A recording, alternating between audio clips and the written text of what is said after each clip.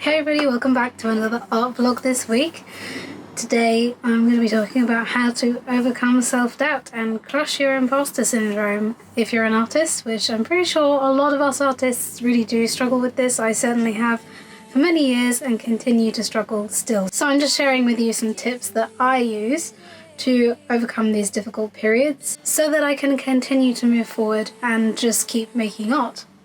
So first things first is take a break from whatever it is that you're doing. You might be working on a piece and maybe you've been looking at it for too long and you're starting to have these self-doubt thoughts creep into your head like we all do. Whatever they are, just take a break because you've probably been looking at it for too long and you need to go away, do something else and come back at it with fresh eyes and you'll probably see it differently. That's certainly happened to me, and sometimes it can take months. I might abandon something for months and then I'll come back to it and I'll think, actually this wasn't so bad and I'm not sure what was wrong with it. So take a break.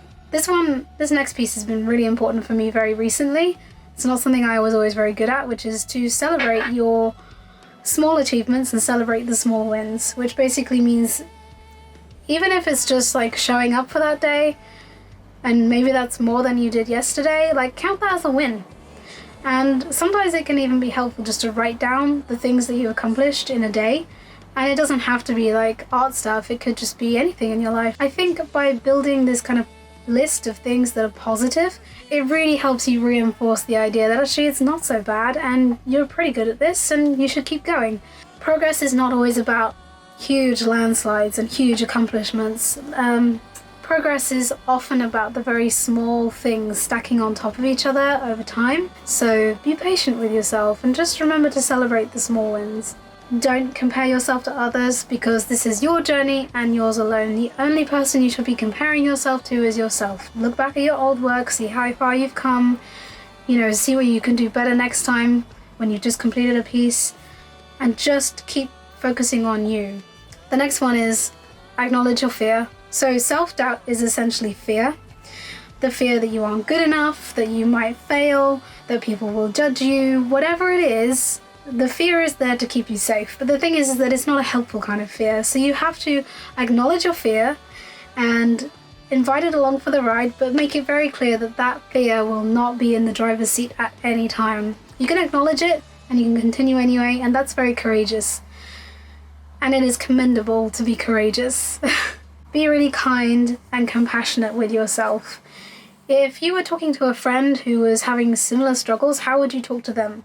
That is the exact same way that you want to talk to yourself. Make yourself some tea, eat your favorite biscuit and hug yourself.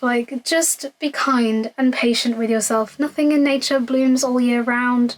And if you're struggling right now, that's okay. Everybody struggles. You have to remember to be nice to yourself. Surround yourself with positive people. You are the sum of the 5 people that you hang around most with, or something like that. You need to surround yourself with people who are supportive of what you're trying to do. You don't want the naysayers, the people who have small dreams, the people who tell you it can never work. You want to be around people who are either similar to you, so maybe they're doing the similar things to you, maybe they are also creative, maybe they're just family members like your spouse, your mom, dad, whoever, sister, cousin, friends, just people who are actually really championing you, because that will really help when you're struggling to find that validation within yourself. Obviously that's the best place to get it, but sometimes a little external validation doesn't hurt. And remember, finally, you are your own worst critic. You're going to be harsher than anyone else about your own stuff because it's yours. You won't be able to see the amazing gifts that you have because you have them. Even though you might feel like what you have to offer isn't good enough, there will be plenty of people out there who are just amazed at your abilities. Just try and remember to be kind to yourself again, and don't be too harsh. You wouldn't be that harsh about anyone else, would you? So don't be that harsh to yourself. Anyway, those are just a few tips that I have to suggest on how to help you overcome your self-doubt and your imposter syndrome. We all struggle, all of us. You're not alone. And it's very normal, but what would be a shame is if you gave up.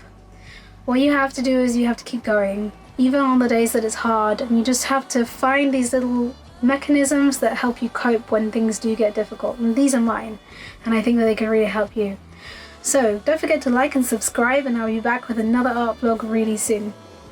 Bye guys.